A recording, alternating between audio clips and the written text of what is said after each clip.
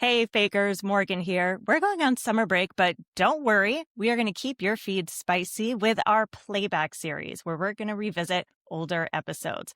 We are kicking things off with a huge fan favorite, the controversial, the surprisingly vanilla 50 Shades of Grey. Enjoy. We'll see you back in September with fresh episodes of Faking It. Stay real, fakers. But in this moment, it just seems a little weird, particularly after putting her underwear directly into his nose. Why are you braiding her hair? Is this a sleepover? This is the protocol in his household. Okay. Reality shows have subtler music cues. This is ridiculous. He has this huge, elaborate setup, but all they show is minimal binding, and they're like, he's crazy!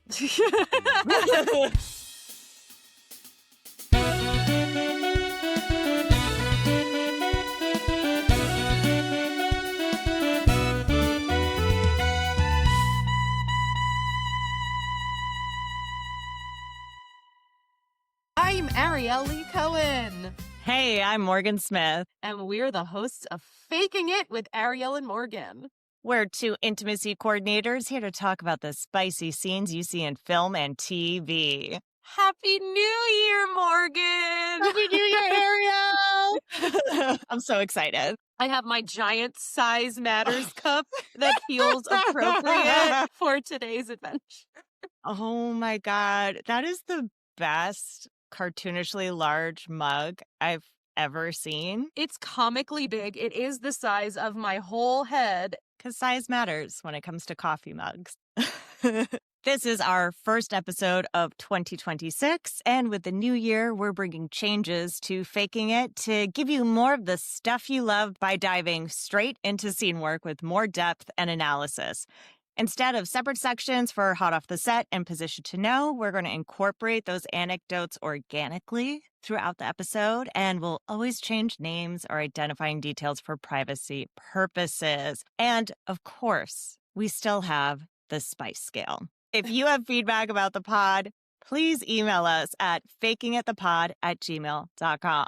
And today we are reacting to 50 Shades of Grey. Yay! What a way to start off the year. Yeah. My absolute delight. For those of you who listened to our Twilight episode, y'all might know that I know a little bit about Twilight, so of course I know a little bit about 50 Shades of Grey. I have seen all the films many, many times. I also did read all of the books out of curiosity and found them to be not my bag.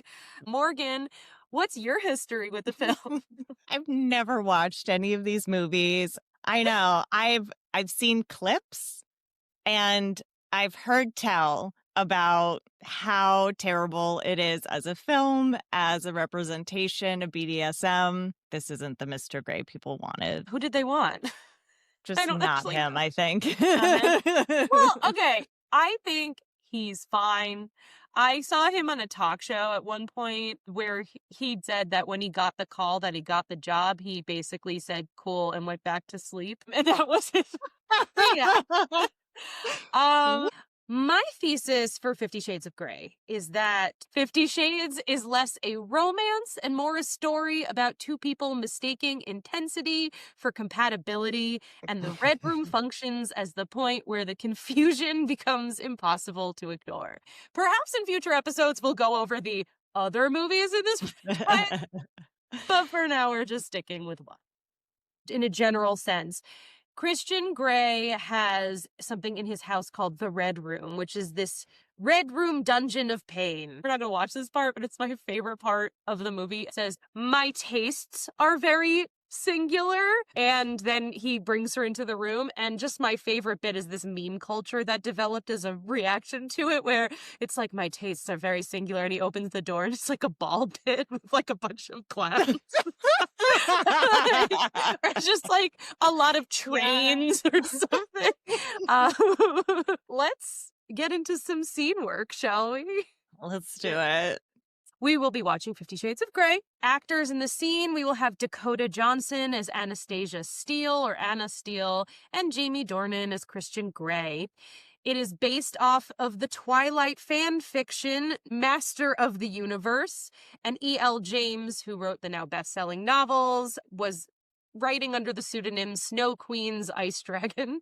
That was her pen name. Her pen name, screen name, yes. Screenplay was written by Kelly Marcel, and it was directed by Sam Taylor Johnson. Did I say Tam Sailor Johnson? Directed by Sam Taylor Johnson. By Tam Sailor Johnson. Jam Sailor Nonsense. Jam Mailer Nonsense. All right. I Seed, of course, by no one because it came out in 2015. The time code, if you'd like to follow along with us, is going to be 122.10 to 129.34. Christian brings Anastasia into the Red Room for the first time after the relationship turns sexual.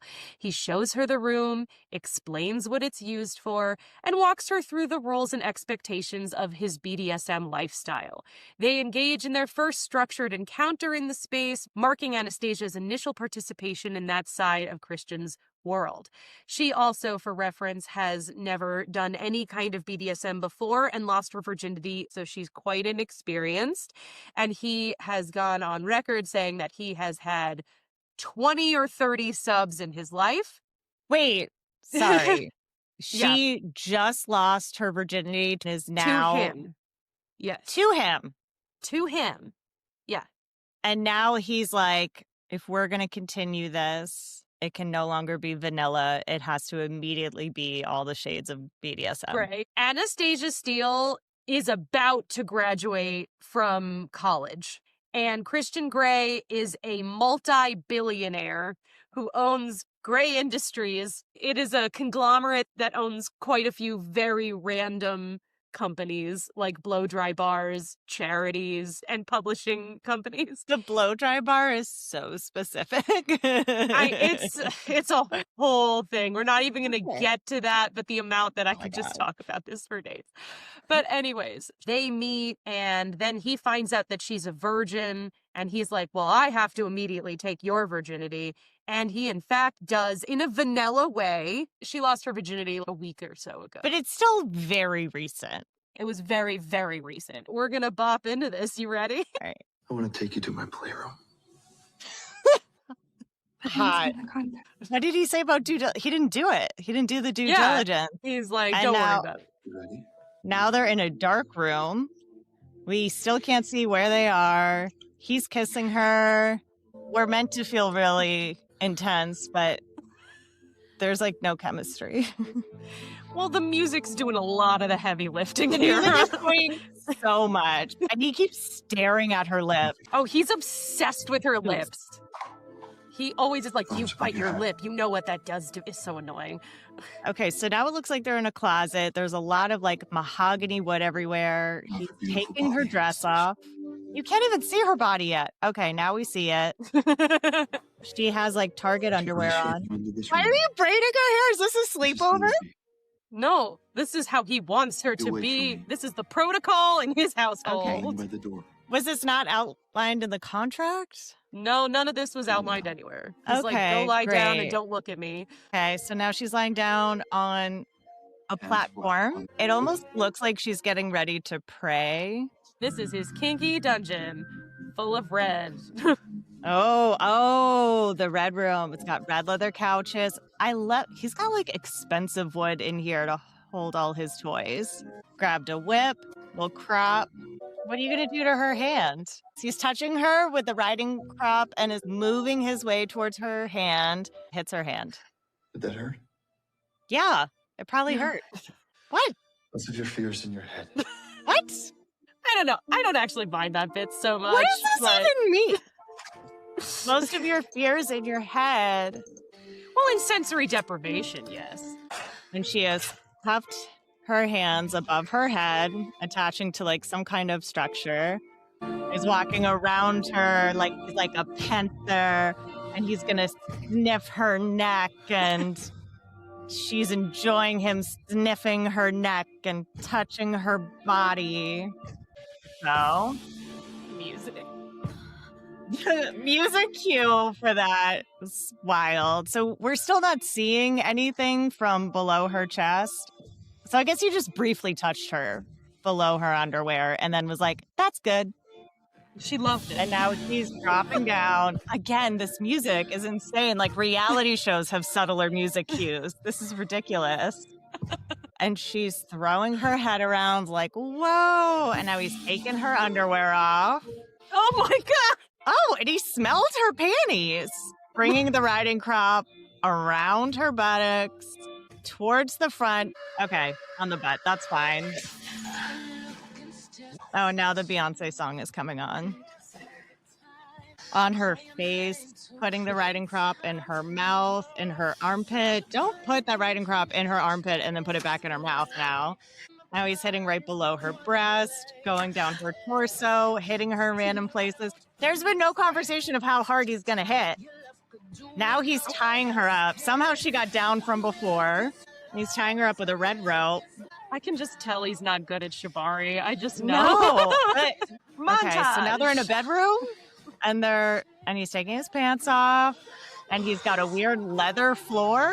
It's a montage where they're going back and forth between having sex and her being tied up and them being in the bedroom and them being in the red room. Those cuffs look so heavy. But they don't look uncomfortable as much as they No. just look hefty, you know? Yeah. So, quick thoughts before we go to the next bit. Watching that scene, I know that they wanted that to be so much hotter than it was. They thought this is the spiciest shit we could ever put on a screen. And I'm like, on a scale of 1 to heated rivalry, this was a 1. I just think it's so different from real BDSM. It's all over the place. And usually you discuss your scenes ahead of time. You don't just throw them out there. There are no safe words. There's been no discussion of boundaries. It all just feels very vaguely kinky without it being very clear. This film posits the idea to people who don't have experience with BDSM that it's kind of inaccessible due to financial constraints. That in order to do any scene, you need this much stuff. You need like 15 different riding crops and the whole business. And I'm just like, no, this is like the most insane thing I've ever seen. Like, this is like, for reference, like 90% of sex toys look like this piece of garbage over here. Yeah. Or this piece of garbage. Yay! For reference to our non-viewers, we are holding a flogger and a paddle. And the thing is, there is a wide range of the quality of products you can get. Like, you can get the handmade real leather, like really fancy. Like, Or there's wood. an art to making, there's an art to making all these different props. But the implication is that he's so deep into kink that he has this huge elaborate setup, but all they show is minimal binding and the use of a riding crop. And they're like, he's crazy. It feels like this scene was written by someone who's like heard of kink and is like, I'm going to write a kink movie. Which is the exact problem of 50 Shades of Grey, kind of across the board. He's positioned to be this like super kinky, fully into this world. We're supposed to judge him as a bit depraved for being so into kink, which is a whole other conversation. But all they show him doing is spanking. There is more context in the course of the film that she really just isn't a BDSM person. And he keeps pushing it on her. Spoilers, the next film, she has broken up with him and he like finds her and buys the business that she works at. Focusing on this scene, he has said, like, she knows her safe words. They have discussed them and she knows them. She is mildly aware that he is a sadist. If he has not said exactly as much, he has stated it in his contract that nobody signs and that he enjoys being a dominant. But also part of your job as a dom is to check and make sure that you are not going over limits as stated. You don't need to say red in order for you to notice that it is no longer a consensual. There's so much of an onus on her to draw the line, and there's zero expectation for him to draw any or check in. Just because she shows up, that doesn't mean he has carte blanche to do whatever he wants until she says the safe word. Like, that's not how kink works. If we were doing this in a more realistic way, she could say, hey, I want to see. And then he could say, okay, well, it would look like this, X, Y, and Z. Would that work for you? And then she could either say yes, or she could be like, hey, let's pull it back, or let's find a different version of that. Like, what is the thing that you're after? Is it sadism? Is it humiliation? Is, whatever.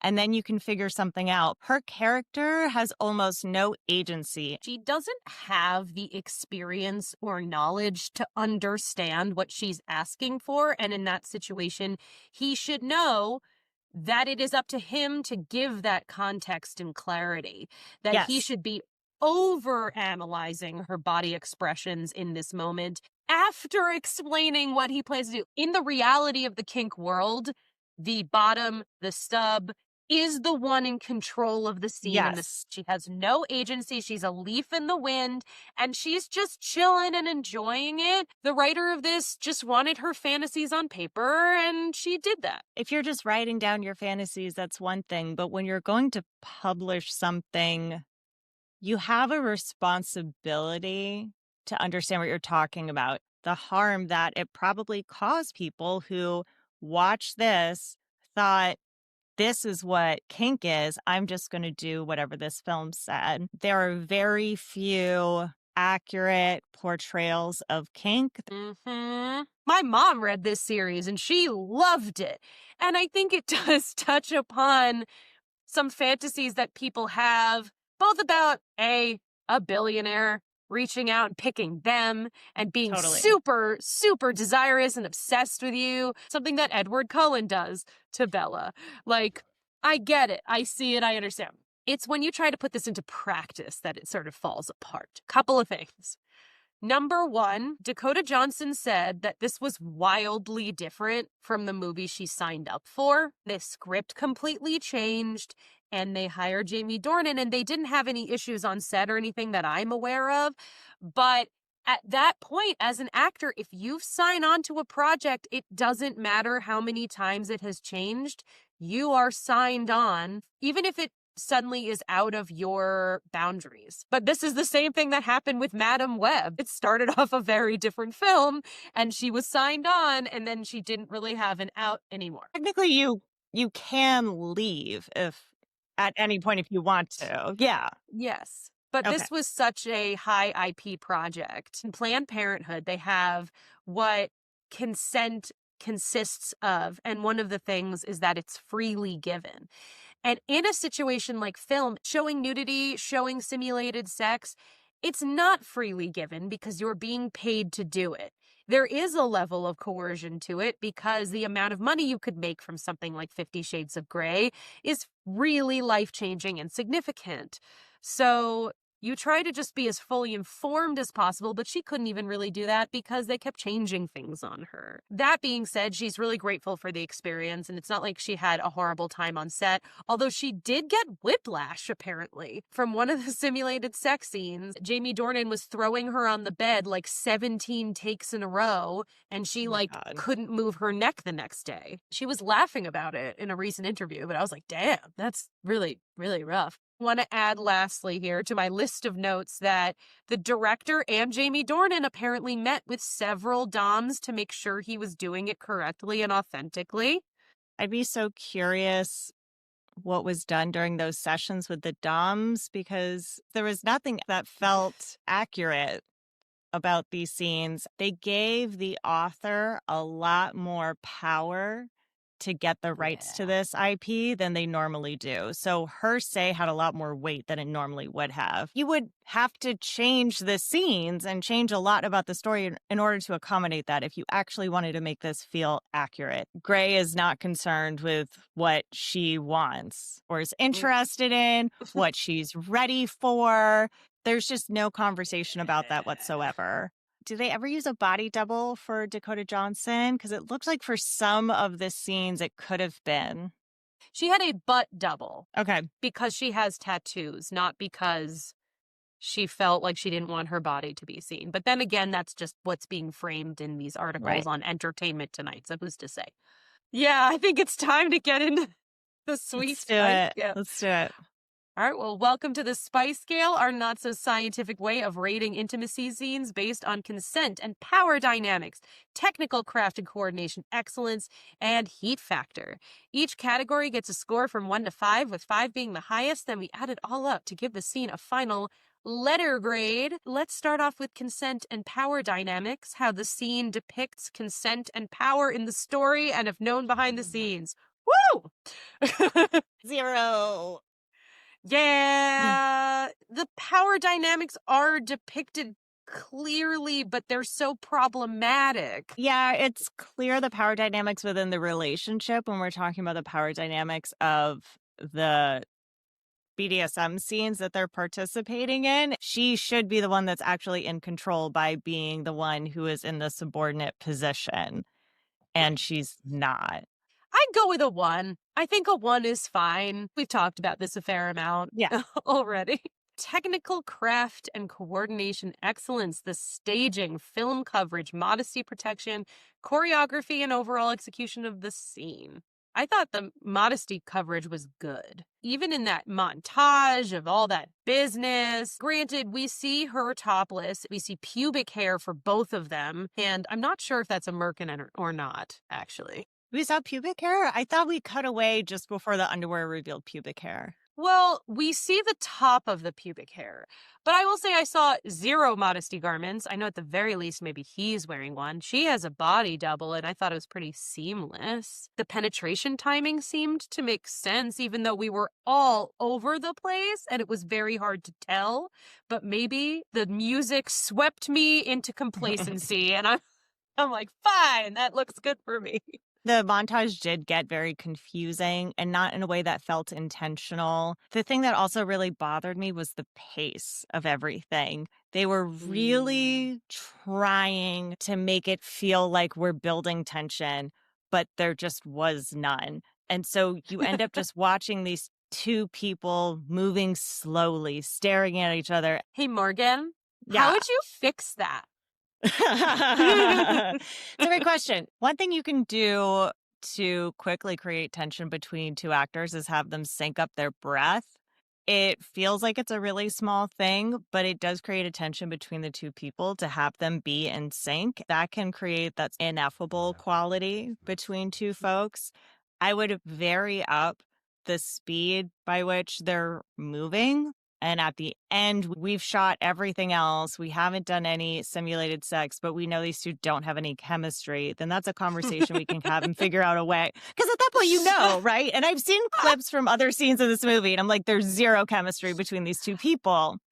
I just think it's so funny because you are right, but also like the amount of people who love 50 Shades of Grey for the chemistry. Like this is as hot a take as my Eyes Wide Shut take, I feel. Here's the thing is I feel like people get tricked by the spectacle. Like, ooh, we're in this red room and he's holding a whip and he's staring at her intensely and looking at her lips. And I'm watching this and it's like watching a statue.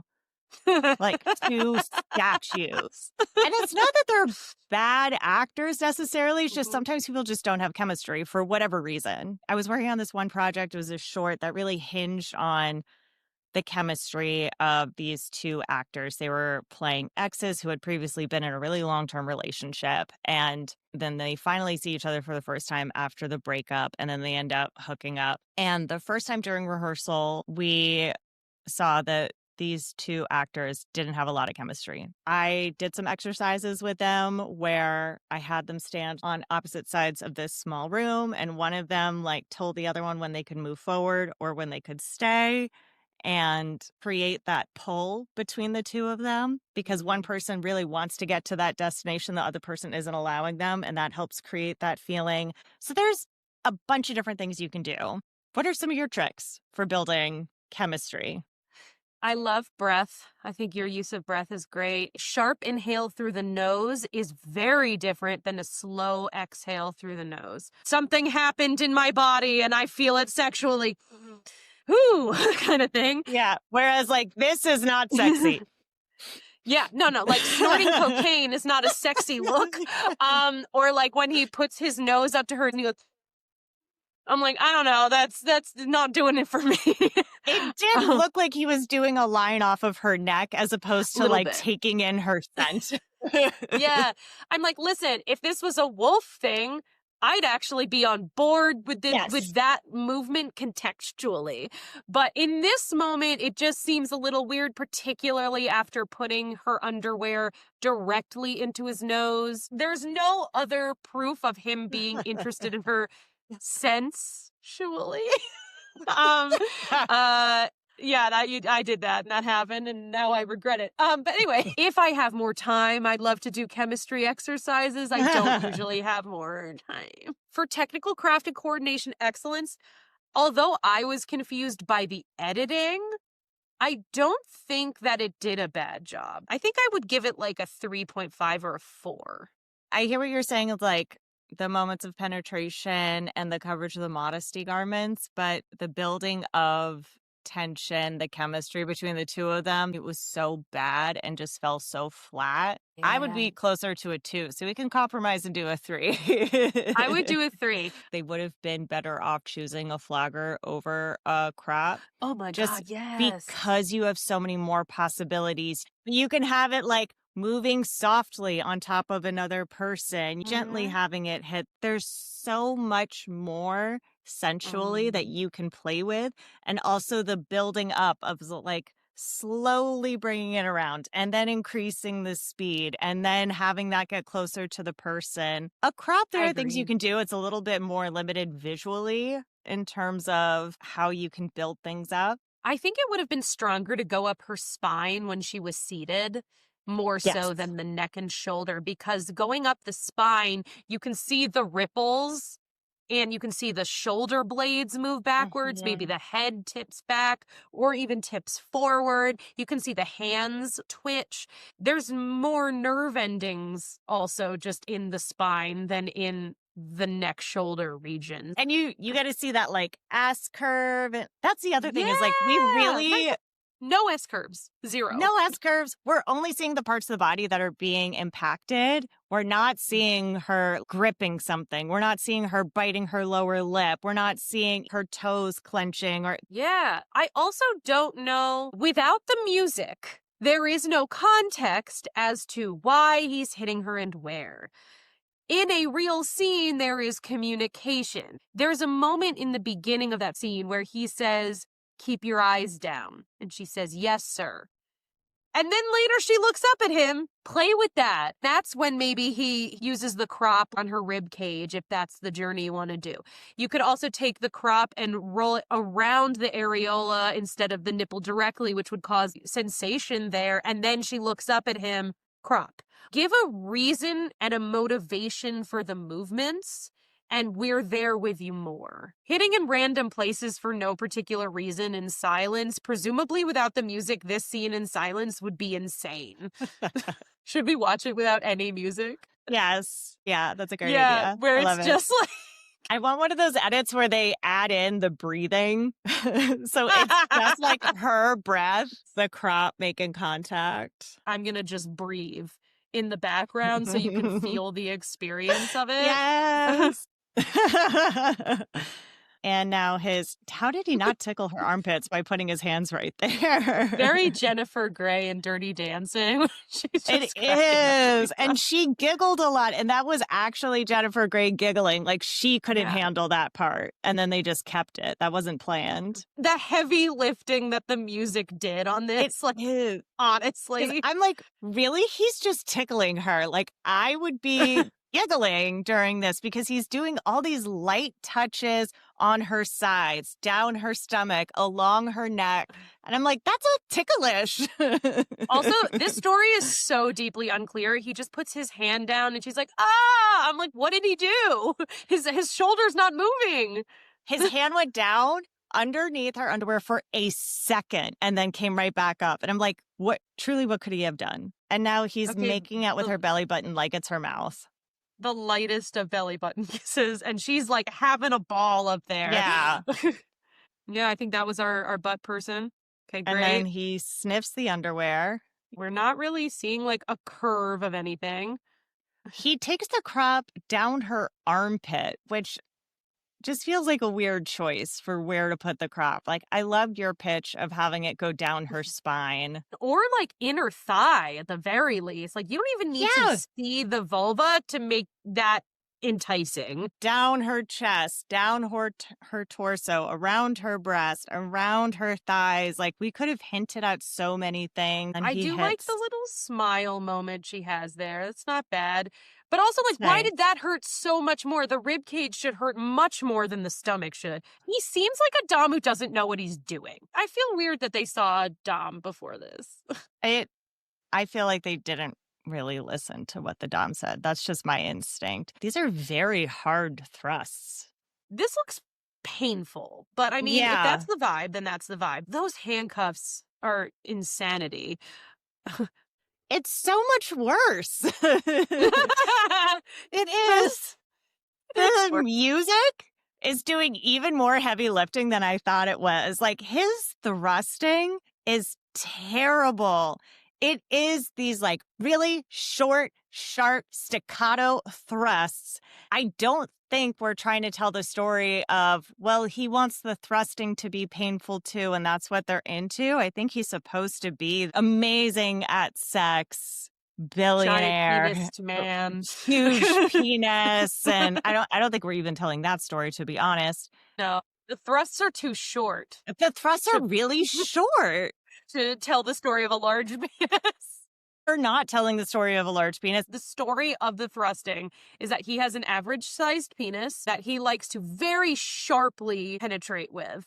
Size genuinely doesn't matter if you know how to work with what you have and you know how to do other things. Could be the story that, you know, this guy doesn't happen to be super well endowed, but we do want to tell the story that he's like great at sex. Cool. Let's show him doing other things that are enjoyable for her. We're not getting that at all. This is a billionaire with a small penis who likes to tie your wrists.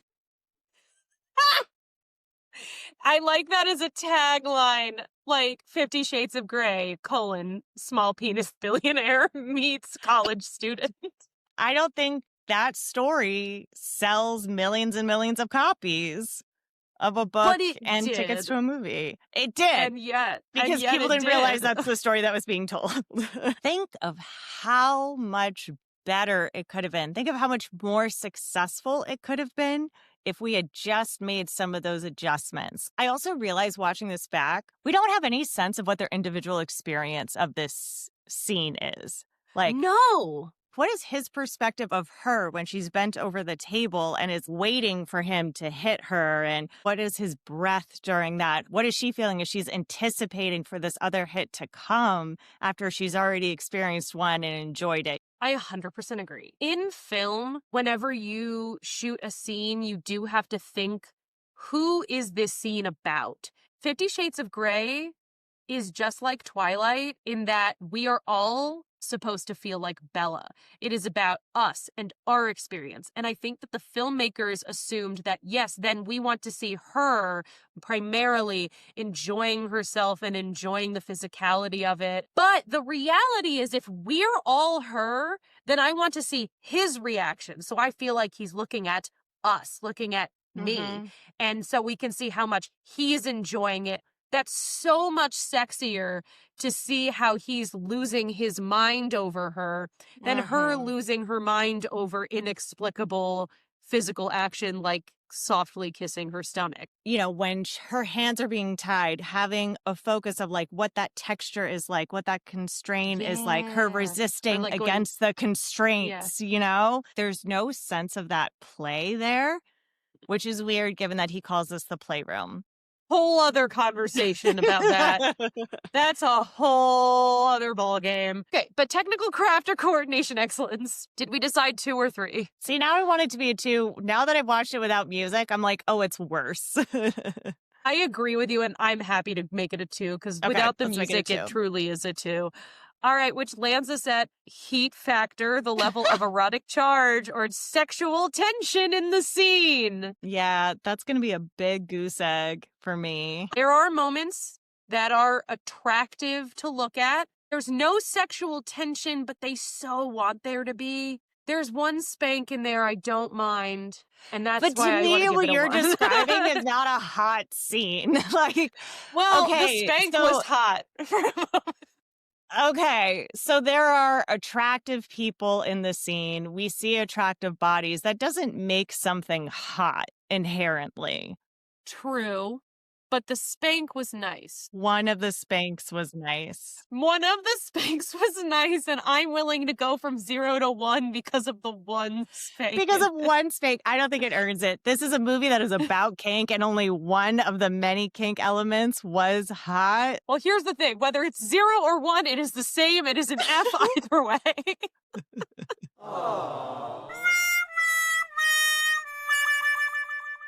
This thing fails. This was so widely criticized. They put a mass market BDSM label on this. Everyone is like, this is about control. This is about coercion.